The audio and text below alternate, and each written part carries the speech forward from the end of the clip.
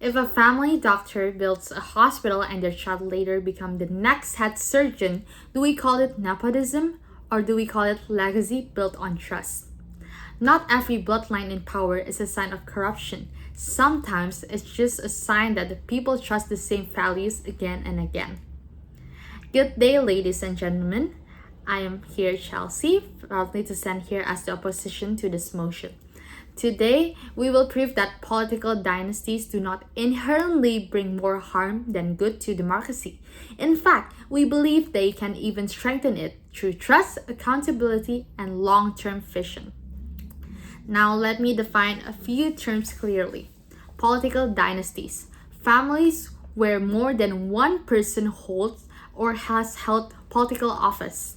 Harm to democracy, anything that weakens the principles of fair elections, representation, or public trust. We do not defend corrupt political families who abuse their power. We do defend political families that rise through legal, democratic elections and public trust.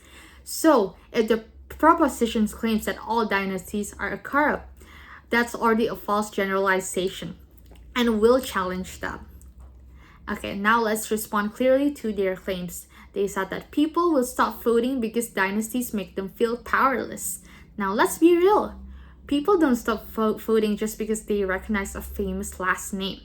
If that were true, people wouldn't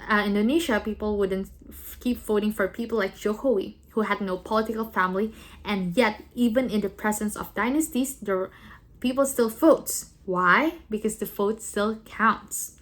Also, the fact that someone from a family runs doesn't remove others from running. Even if Megawati's daughter runs one day, others still can. It's the people who decides, so participation is still open. And for their second claim, they said that dynasties use unfair advantage they're born into power. But here's the thing, having a recognizable name doesn't mean you skip the hard work. Look at JFK and the Kennedy's family. Yes, they were powerful, but they still had to campaign, debate, and win elections. Their name opened doors, but voters made the final choice. If dynasties were all powerful, Megawati's party would win every time. But they don't, because in a democracy, even a big name can lose. And they said they control too many parts of government. Sure, if one family illegally controls all branches of government, that's dangerous. But that's not a problem of dynasties. That's a problem of weak checks and balances.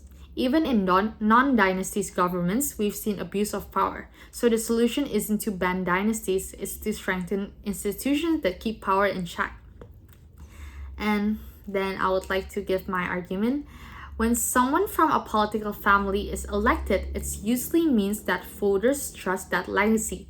Imagine this. If a president led well, served the people, and didn't abuse power, would you really blame people for voting their child who holds the same values? In many families like Jokowi and Gibran, we see shared principles. People may choose them because they believe like father, like son. That's not corruption, that's trust. Would you rather take a chance on a stranger or someone you already believed in? And then politics often suffers from short-term thinking. Leaders chasing fast wins for re-election. But families who stays in politics over time tend to think long-term. They care about legacy, reputation, and results. Think about the Kennedy family. They built policies not just for a term, but for a generation. Civil rights, education, space exploration, they carried on a vision beyond one election cycle. Dynasties are more likely to protect their name by doing good, not ruining it. The proposition seems to suggest that voters who choose dynasties are somehow fooled or manipulated. That's incredibly elitist. Voters are smart. They watch, they judge, they debate. If they choose a dynasty, maybe it's because the person earned it. Saying otherwise assumes people are too dumb to make real choices. That's not democracy, that's disrespect. Now let's imagine a local mayor who spent years building schools and cleaning the rivers, and his daughter grows up, inspired, and runs for council. Are we really going to say that her success is automatically harmful? No.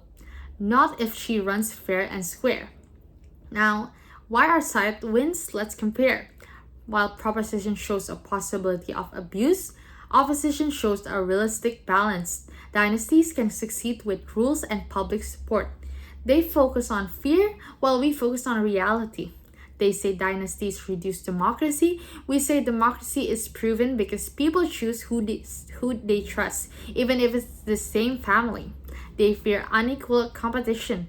But real democracy means everyone can run and everyone can lose. So long as the process is fair, dynasties aren't the problem. They're just a reflection of people's free choice. At the end of the day, the biggest harm to democracy is distrusting the voter. Dynasties can exist, but democracy lives because the people still hold the power to choose. This motion wrongly blames families when the real test of democracy is in the process, not the last name. And that is why, ladies and gentlemen, we are proud to oppose. Thank you.